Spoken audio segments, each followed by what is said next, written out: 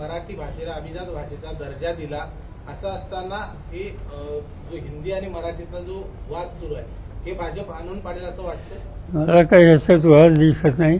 माझ्या मते फक्त सरकारने 1ली ते 4थी इथे हस्त करू नये.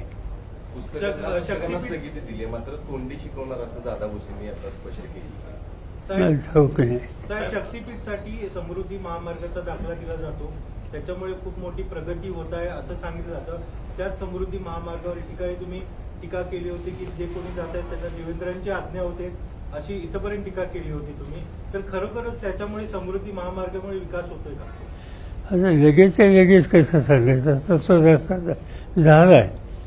दुर्दैवाने तिथे ॲक्सिडेंटची संख्या ही चिंता व्यक्त करावी असेल, पण त्याची रिझल्ट 1-2-3 वर्षांनीच. साहेब, महाराष्ट्र कर्नाटक सीमा प्रश्न बरीच वर्ष रेंगाळलेला आहे. याची आता सर्वोच्च न्यायालयामध्ये सुनावणी सुरू झाली, पण महाराष्ट्र शासन त्यात गांभीर्य नाही.